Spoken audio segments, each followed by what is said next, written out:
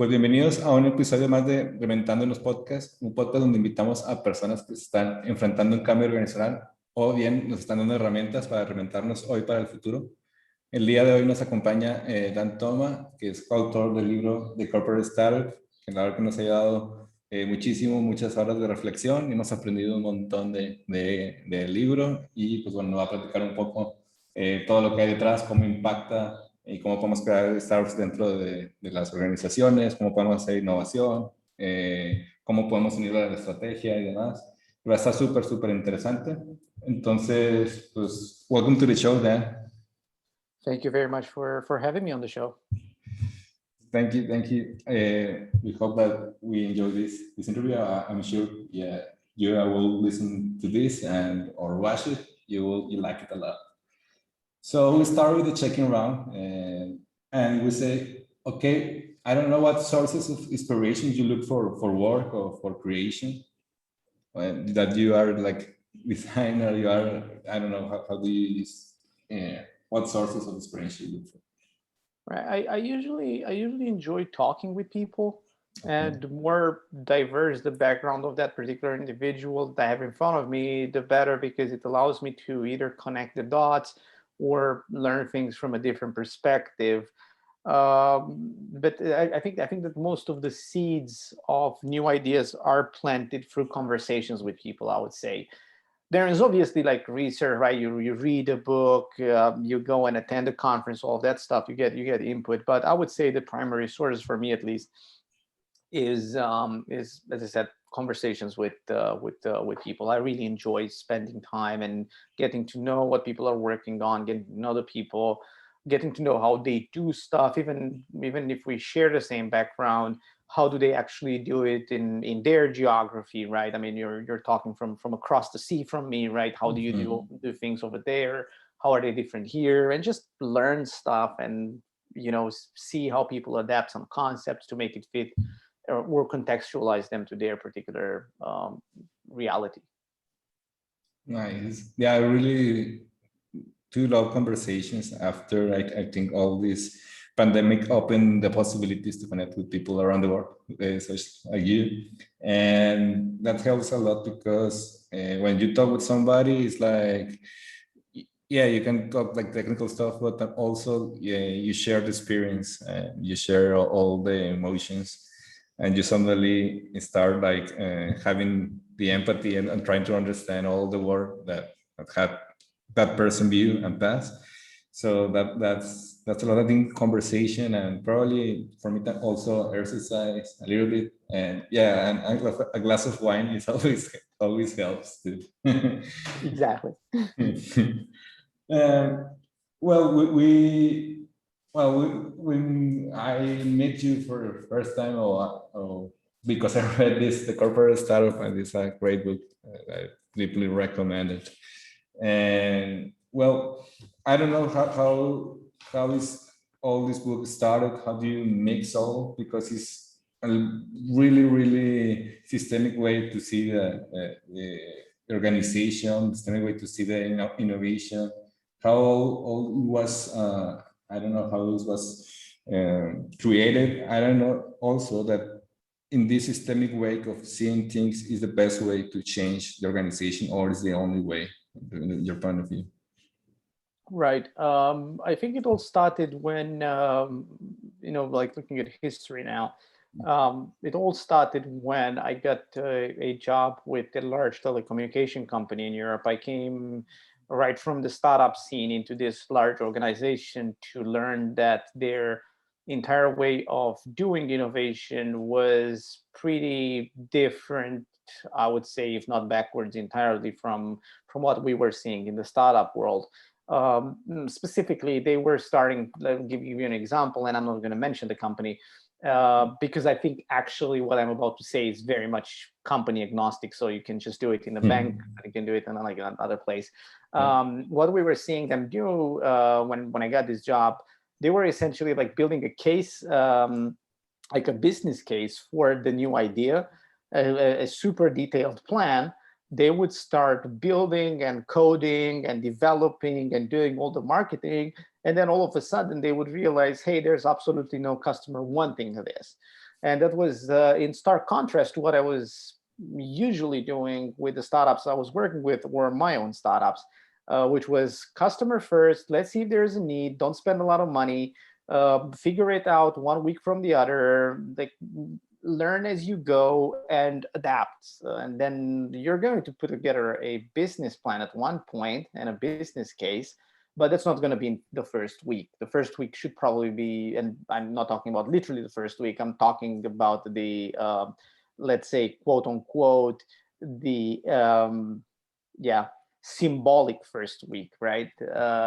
Which can actually be a couple of weeks, couple of months, right? But anyways, like in this first week, obviously customer first, do the interview, see if people like it rather than the business case. And with that job, with that company, I realized that there is a massive gap in terms of understanding of what innovation means in large organizations, because it was not just that particular telecommunication company suffering from that issue. Then it was like a manufacturing company I spoken to, and other players in our ecosystem that are all suffering from that. And then I started drafting the first couple of chapters, and I think everything gravitated around product lifecycle initially. Before I met my brilliant co-author Tendai, and then he brought in some other concepts and say like, well, product lifecycle is great, but then you need to consider all the other bits and pieces. And then once we brought in Esther, we brought in another great resource in terms of knowledge, and then the book ended up being what it is today. Like it's a reference book, right? But it was never one single vision. As I said, it was like 3 people, and the starting point was me realizing that, hey, product development, at least in large organizations, from my own experience, right, empirical data, was just done backwards. And I said, well, there needs to be a handbook, if you want, that people can just pick up and learn how to do it the right way. And I think to some extent we achieved doing that with a corporate startup. Yeah, definitely you do it because it carry on. And one of the things that is also like the mind blowing, and I think the core of the book is like these 5 principles of the corporate innovation system. I don't know if you can explain for the people that hasn't read the book, please.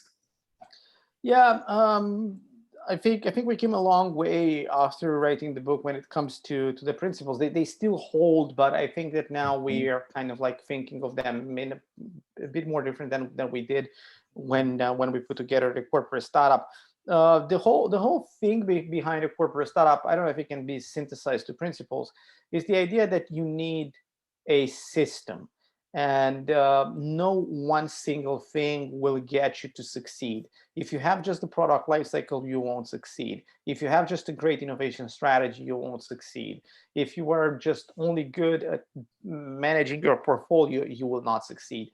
You need all of these elements, so essentially innovation strategy, innovation practice, and innovation management, to work together. And they need to also be equally mature. If you have a very mature organization on the portfolio side or on the strategy side, that organization needs to be backed by an equally mature practice and management side. We've seen a lot of companies over the years, at least here in Europe, that are heavily invested in the practice side. So they have the accelerators figured out, they have the methodologies figured out, but they don't have all the other elements. And they are still suffering. They're still dripping blood, if you want. Like it's not working for them. And it's not because the practice is not developed. It's just because that the other elements in the ecosystem need to be equally developed and equally mature. Yeah, that helps understand. That you have to carry on like this. It's almost like also like a playbook, a big playbook, isn't it? Yeah. And then you talk about some concept that I really like. That was the minimum viable ecosystem. Trying to like start there in the ecosystem. I assume, or I try to understand that, for example, in a big corporation, somebody that used that you want to really make real innovation in the organization, but probably there's no probably not all organizations believe in that, and I don't know how you can go beyond the minimal viable ecosystem, or how long it takes, or how it scale this MBE. Yeah, it's the concept of the minimum viable ecosystem. Essentially, it's not realistic to believe that a large organization that's been in for around 100 years or so, all of a sudden will pick up the corporate startup and say tomorrow the weekend, but let's say Monday, we all start working like this, right? It's never going to happen. As much as we would like it to happen, it will never happen. On the other hand, a lot of organizations can pick up from the concepts and do a minimum viable ecosystem. So what are the minimum set of things you can pick up from the book and apply them the following Monday? Like with everything else, I would say that the minimum viable ecosystem is a concept that needs to be tailored to the need of the individual organization. As I said, some organization might come across the corporate startup when their innovation practice is very mature. Some might pick up the corporate startup when their innovation strategy is super mature, and they will just need cues for practice and management. But let's assume that you start from scratch and you don't have anything. I would say that the minimum viable ecosystem will be made up of an innovation thesis, right? You need to have a direction where you're innovating. You need to have a form of a product life cycle. You need to have a form of a framework for innovation, and you will definitely need to have a system on how to measure innovation, even if it's very let's say rudimentary. You still need to have something in place, even if it's just like normal check-ins once every couple of weeks with the innovation teams. No really metrics or no really dashboards involved. Just, hey, how is the progress? What have you learned? What are your next actions? That can serve as first of all, a good conversation base with the team, and second, it will serve as a good stepping stone for an upcoming full-on innovation accounting system. But again, to summarize, I would say innovation thesis, a form of a product life cycle or innovation framework, as you wish to call it, and a form of measuring progress. Yeah, and I think, I don't know, probably, and well, we see in many organizations, one of these elements or principles of the corporate innovation system is the innovation thesis. I really love that because you see many, okay, we can do innovation, but why, or what is innovation for this corporation? And I don't know how is the way to build it. I think it's the fundamental stuff, how can we base that innovation thesis in workshops and foresights, or I don't know, the design strategy or something like that. How is the best way to create this innovation thesis, or how can we do it and say, okay, let's start here, or I don't know how you do it. Oh, it's a lot to talk about when we talk about developing innovation thesis. I mean, that can be an episode in itself if you want for your podcast. Yeah. First of all, I think people need to understand that the innovation thesis is not a law. It's not something that they create and everybody needs to live by. It's something that they create and it has an expiration date. That expiration date being, I don't know, 3, 6, 8, 12 months in the future. But essentially what you need to do is that you need to come mindset-wise to the innovation thesis with the idea of, I'm not going to live by this for the next 5 years. I'm going to put something together that's going to dictate my direction, and I'm going to invest in ideas that are based on this thesis for the upcoming future, meaning 3, 6, 8 months. And then based on the feedback I get from the market, I know if I would need to double down on some of strategic options, or I need to who knows, maybe put some of them on the anti-thesis, directions in which I don't want to go. Again, the innovation thesis serves as your hypothesis for the future, if you want. It should not be viewed as your checklist of things you need to do, but more of like, we as an organization believe that the future is going to be like this. Therefore, we're going to invest in ideas that look like this. And how do we know if this is the future? Well, we're going to see if there is any traction for those ideas that live by the thesis.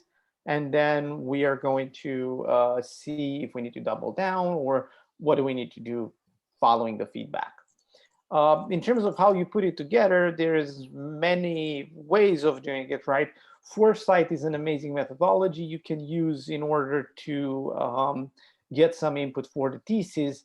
I would say, again, principles-wise, you should probably look at involving as many people as you can in your organization when putting together a thesis. Why? Because there's, in most of the organizations we worked with, there's a lot of knowledge with respect to the market. And most of the time, that knowledge is not in the office for strategy, is not in strategic planning.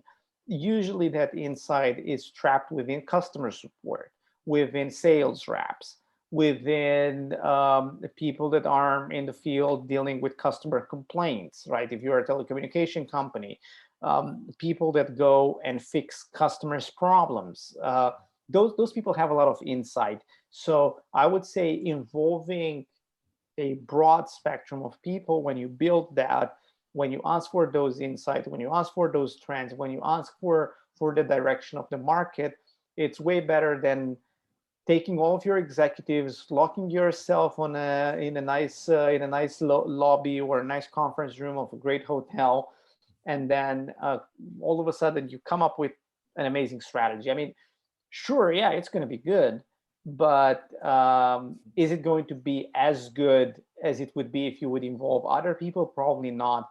And probably the thing that we need to highlight here is that the more people you involve, the more likely you are to see the strategy being applied, right? If you don't involve customer support, don't expect the head of customer support to be the one that's going to cheer you on and say, hey, great strategy, right? He was not involved. He was not invited to that hotel. He was not invited to that boardroom meeting. But if you involve him, if you involve the head of engineering, if you involve the people that are typically not in a strategic position, you will see a lot of a support being built within the organization for that particular strategy. We've done a similar exercise with a big pharma company in Europe, and that was one of the things that came back as a feedback from the stakeholders. Essentially was, well, great, now we no longer have saboteurs in the organization. Why? Because everybody contributed. So if everybody contributed, then here you go. It's everybody feels that it's their strategy, and everybody feels obliged to move in the direction of that particular strategy / innovation thesis. Yeah, that perspective helps to that everybody feel like okay, this was built for us, it was co-created by us, and exactly, and see more clear, what the organizations pretends to go for the next for the next time. And I don't know, probably when you have one of the things that I love it too, it was that you related with the to the creation of ideas, the scaling, and also the new ideas in the organizations. And there's, I think, an area of opportunity when in the innovation thesis, but also in the way that the products that they actually are brought into the market. I don't know how with this inertia of the organizations, and if somebody say, okay, we have to build new products, we have to how it goes, how you can, like not stop, but suddenly make a change with that. Actually, the products they're selling good, and I don't know if the innovation is okay. We are going in that direction better, and I don't know how it goes with these organizations in their inertia. Yeah, inertia is something that's very important to consider when you want to bring about change in a large organization. Again, it's not realistic to believe that a company that has been doing oil and gas exploration over the past, let's say, 100 years, all of a sudden Monday will stop and do other things. However, there are plenty of examples of companies that were able to gradually transition to other business models and our other value propositions. And again, those examples only come to prove that it is possible to do. Again, none of the examples mention people that were doing a business model on Friday, and then Monday morning when everybody came to the office, they stopped doing that, and that's just not realistic to think it will ever happen. What's important to consider is the fact that most of these organizations were very cold when it comes, and very honest to themselves, at least when it comes to understanding that the old business model, legacy business model, was dying off, and then they undertook all the effort that was humanly possible for them to undertake to move in a new direction, without phasing out immediately all the products, but basically diluting. It's it's like basically, how do you mix oil with water, right? They don't actually mix. But if you continue pouring oil on top of water, at one point you will only have oil, right, in that particular thing. Like wine with water, right? You can start for pure wine, and then you put on water, and then it dilutes all the way to the point where you only have water, presuming that you wanted to only have water in that glass. Yeah, and there's also like, okay, we can invite it to many people to form the innovation thesis, and well, or we can do the minimal viable ecosystem. But what do you recommend if do another teams, do special teams, or do a mix of teams in order to introduce that, or just try to start building the MBE, or I don't know how in the the org design that can accompany all this process. What do you recommend? It should probably be a mixed team. Just having a specialized team won't move the needle for you. If you just use a specialized team, you will, at least from my experience, you will see that team being hated by everybody in the organization. You guys are the new guys. You guys don't know what you're talking about. Most likely, you're going to put in there a lot of young people. The old demographic won't necessarily accept them. I would say, again, use a mixed team. And again, when you want to bring about change, try to do it in phases, not in a one big bang move. The big bang move will never work. Your 5-year plan on change will never work. Try to consider how you're going to change in the next month, in the next quarter, given your vision for the future. So if your vision for the future is to become a let's say a renewables energy provider, and now you're oil and gas, think about what are things you can do in the next quarter towards achieving that ultimate goal. Again, that's big bang won't work. Pure transformational teams won't work. Again, I have a lot. I mean, there's a lot of knowledge out there. There's a lot of examples out there that point to this direction. Yeah, completely agree. And so when I was reading the book and advancing on it. I say, and like one of the big insights I have is like with this corporate startup, you see like suddenly like the innovation finally and meets the stride is like the same, two sides of the same coin. And sometimes I see like probably innovation or thing of innovation like a parallel team, but not that inside the company as something that it has to be that way. I don't know how important it is to make this change and how this book also helps in that vision. Right. I'm not a big fan of sending innovation people outside the organization.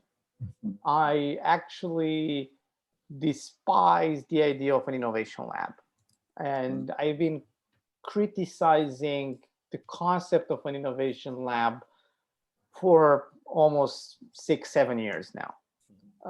Initially, I was seen as the crazy one, right? What do you mean criticizing labs? And I was only proven right probably in the past couple of years, I would say. I'm still waiting on my statue. I guess it will never come. Nobody's going to build me one. And again, there are still a lot of organizations out there that are still doing innovation labs.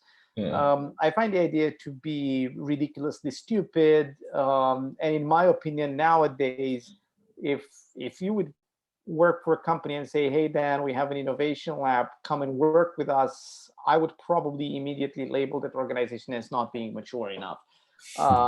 Why is that? Because fundamentally, if you come to think of it, the sole purpose of the innovation lab is for the lab to no longer exist.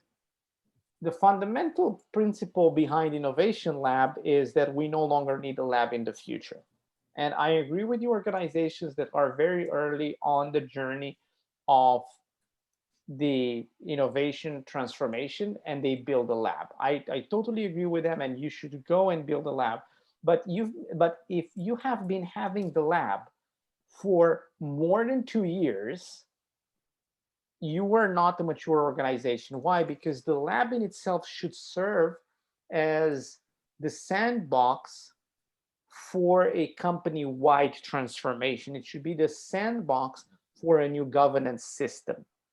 Apparently, if you haven't learned enough in the lab and you haven't transported to the organization and you still rely on the lab, you have an issue. And the labs have several issues. Like seriously, how many ideas can you put in a lab per year? Was it like 5, 10, 20, right? Consider your Coca-Cola, right?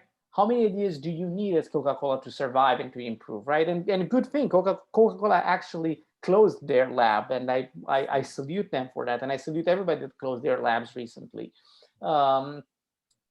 It's basically it won't happen. Think about it in other terms. Every company has annual budgets, right? And here I am, I'm Dan, and I run the lab, and you over there are the head of department retail banking. Let's say we work for the best ABC bank in Latin America, right? Mhm. I run the lab, you run the retail banking division, and we're all happy. And all of a sudden, this beginning of the year, the CEO comes to you and say, hey, you need to put together a plan for how much budget you need. Like, yeah, okay. So you put together a plan for your operations, for marketing, for other expenses that you want to do, development of the infrastructure, whatever. And then the CEO is asking me, how much money do you need, Dan? I'm like, I need X amount of money to take ideas from stage A to stage B. And what's going to happen in stage B? Well, first of all, me as a head of the lab, I cannot tell you how many ideas I will be having in stage B. I start with 10, I start with 20. I don't know how many ideas will make stage B. Maybe 5, maybe 20, maybe 3, maybe 1, maybe more than I started with. Who knows? And by this time of the year, so it's around May, June, I realized that I have 3 ideas that are great, but they require further financing. I no longer have that budget because I only agreed with the CEO to finance ideas from A to B, and then from B they will be taken over by another unit. And I come to you and I say, hey man, I have 2 ideas that are super fitting with your retail banking division. they're going to be the best thing ever for you. Do you want to invest in them? And your reaction will be like, man, I don't have any money for this year. Why? Because I already created my budget in September last year for this year without knowing that in June, you are going to come over and say, hey, take over these ideas, right? And what's going to happen is that we both are going to agree to put the ideas on hold until next year, when in September, you're going to go to the CEO and say, hey, I need this, and I need this other extra money to take over the ideas from that. What would have happened in between now and September? Well, a lot of things. We might lose the motivation of the people that were working on the idea because now they are idle and they're really frustrated. Maybe the market has shifted and it's no longer a good opportunity for you to be investing in, but hell, I don't care because I want to sell you my ideas because they're in my lab and they're an overhead for me. So I'd rather have you invest in them. And then have we solved the problem? No, we haven't, because I'm going to start working on new ideas. And next June, I'm going to come over to you and say, hey, I have these brilliant new ideas. And we're going to repeat this again and again and again. Look and speak at companies that have a lab. You are going to see that the major problem that they have, everybody's going to pinpoint to that, is the fact that ideas don't get adopted by the business units. That's a number one problem. And as long as you continue running this stupid model of a lab, you are never going to break that cycle. Never, ever. The lab is there to give you a bit of a courage to try out a company-wide transformation. And I salute the organizations that just want to start tomorrow to innovate and they build a lab. They will have my full support anytime. But seriously, if you ran the lab more than 2-3 years and you see no results, because most of them don't see results from this, right? And you still want to do it, and you call me and say, come here and fix my lab, I won't even pick up the phone. It's just like the model is just broke. Yeah. I agree a lot, and probably there's a tendency now that these labs, they have to buy an startup or something like that in order to say, okay, they are doing something, better ally with them and see what happens. Yeah. And they are very detrimental for the idea of innovation, right? I mean, I think somebody should do this research. I think that a lot of people that were disappointed with innovation were people that came from organizations that were using labs, if you want, as a vehicle for driving change, driving growth. I don't think any second that that's the way forward. Well, I would like to close conversation with asking you what is your best case scenario for the future? What would you like for the innovation perspective, or the future of our perspective? And you say, okay, if this happens, will be great. Yeah, I mean,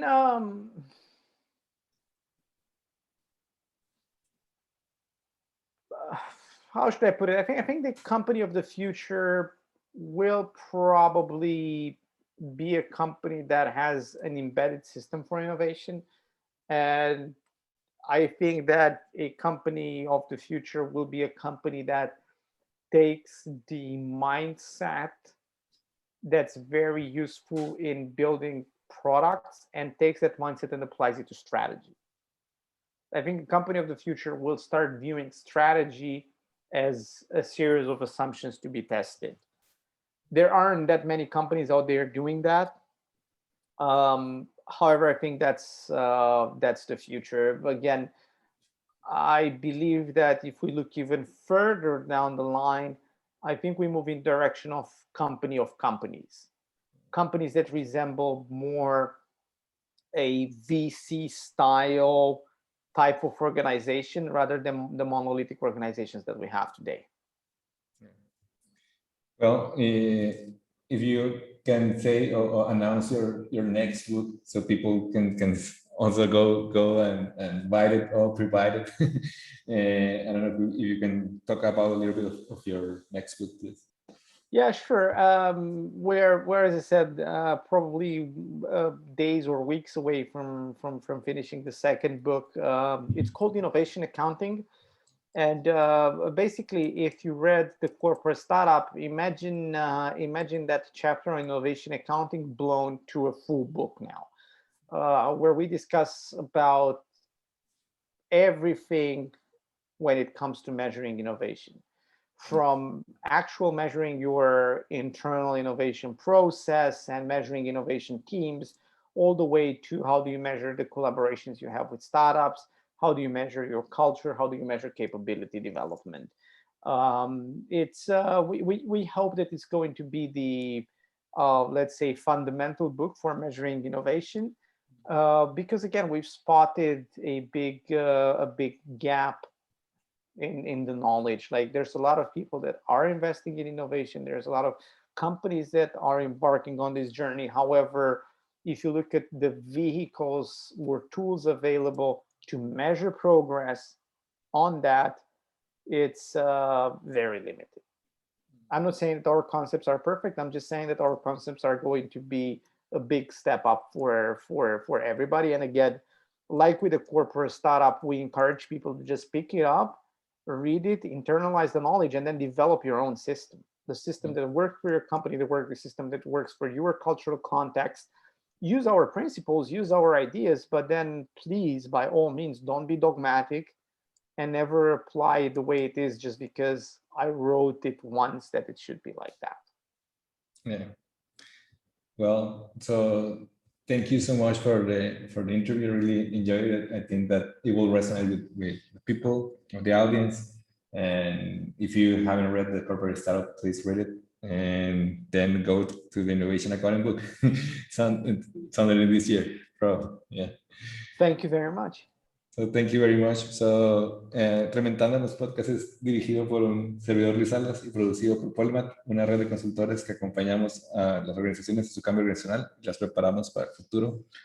Pues bueno, voy a reinventar algo. So, thank you so much. See you probably. Chao, chao. Thank you.